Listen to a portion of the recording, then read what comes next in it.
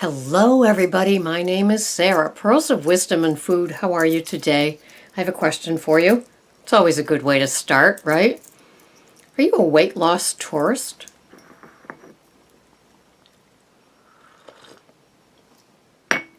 What is a weight loss tourist? Well, a weight loss tourist is somebody that loses the weight pro whatever program they're on. Rah, I've lost the weight. This is great. And slowly but surely, with no program of maintenance in place, they drift off. Like a tourist would leave, Cape Cod after being here for a week or a summer. Weight loss tourists. And then if you ask them what their best weight loss program was, they will get a little glassy-eyed and look away and then say, well, it was such and such, or such and such, with a longing to wish they could go back there, not unlike a tourist, right? So, you don't want to be a weight loss tourist. And if you're one of the lucky ones that has reached your goal, or you're on maintenance right now and you wish to remain on maintenance because you're very appreciative of being there, maybe because you were a weight loss tourist before and you have a newfound value of all the work that you did and you want to stay there. That's how I feel. I'm not a weight loss tourist. I have, however, found new destinations in my journey, and even though I began a number of years ago with Overeaters Anonymous. And a lot of that has stayed with me throughout my journey, whether I was gaining or thinking about maybe it's time to lose or wherever I was. Some of the tools that I got from that program have stayed with me to this day. And I started in my 20s and I'm now in my 60s. So there was a lot of time to, always keep those little ways. But then 2.5 years ago, I began in Weight Watchers. And I walked into the meeting, and it was the only meeting I ever attended. Isn't that funny? I only went to one Weight Watchers meeting. And I signed in and I weighed, and I got my packet of goodies. And then I came home and I said, you know what? I'm going to do this online. I can do this. And I had my app. And so I canceled that part of my membership. And I stayed on Weight Watchers for 8 or 9, maybe 10 months. And I'd lost the weight and I maintained it all that time.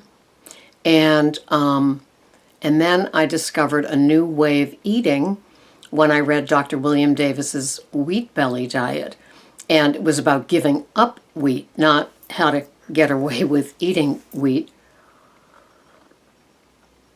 which in my 64 years I'd worked very hard at doing.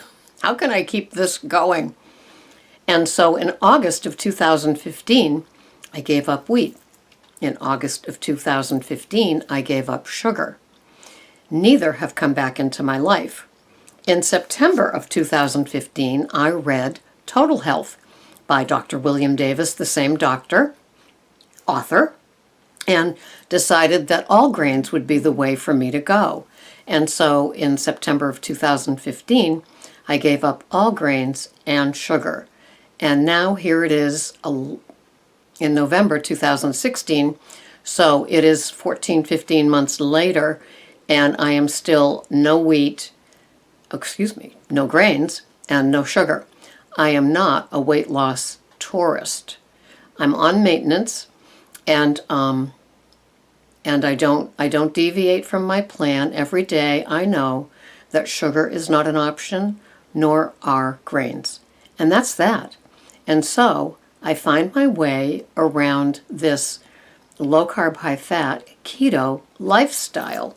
And it is a lifestyle. And ironically enough, I'm not a tourist anymore. I live here on Cape Cod. Isn't that something? So,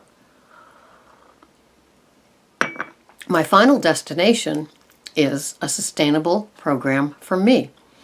And it works for both my maintenance of my loss of weight But it also works for right here, because this is the dangerous part. You know, when I heard the term weight loss tourist, it means that every year you might venture to the same place and you begin to build your memories. You even want to rent the same place. You go to the same places, you have the same food, you look forward to that restaurant or that t-shirt place that you really like, or maybe there's a certain kind of ice cream that you can only find in your destination, or maybe even adult beverages, or maybe, it's some of the physical activities that you do if it's like one of those warmer climates with scuba diving or swimming or whatever. And then you realize that, no, you want to try a different place. Even though that place still remains in your heart and you enjoyed yourself, you want to go to a new place. And so I've decided I'm going to stay with this one because it works, because it is sustainable, because my head that can get very, very busy, it got the no grains, no sugar concept. That was very, very easy. Where it could screw up would be eating too much of my low-carb, high-fat food plan, which it always wants to do. It wants to start earlier and earlier. It wants to, have me eating breakfast at 4 in the morning, and then another snack, and then lunch at 9, and then on it goes. And so I still have to tame my beast on a regular basis. So I am not a weight loss tourist. I have found the destination I choose to be in, which is low carb, high fat, no sugar. And so now I've moved to my place that used to be a touristy place for me when I was first beginning this way of eating. And now I'm fully embedded. My feet are stuck in the sand of this destination. And I know I can go the distance with this because it calms me in a way that I never had with any other program. I am not missing the grains. I am not missing the sugar. I love the food choices that I have. I still battle the portions, which is why I still use my cups, my spoons, my kitchen scale, all of my little things. My tracker is very important. And so I definitely adhere to the food items that I'm allowed to have, that I want to have, that I can't. I look forward to having, but I just need to keep the portions in portions. So I'm not a weight loss tourist. I hope that you're not a weight loss tourist with your food plan and that the one you're on is sustainable. It's not until, a weight loss tourist goes on a food plan until their wedding day, until their class reunion, after they have the baby, all the different places that we sign up to be a tourist, and it's just for a little bit. It's not to get a healthier eating lifestyle with nutritionally dense food items. We are not eating so the scale reads a different number each week when we either do our own weigh-in or we go to a place that does a weigh-in. We are choosing blueberries over maybe some item that has no nutritional value, but it fits into our food plan because it's allowed. And that's not a good idea. You want to choose things because they help you with your health and your longevity. And yes, they also help you with the scale as well.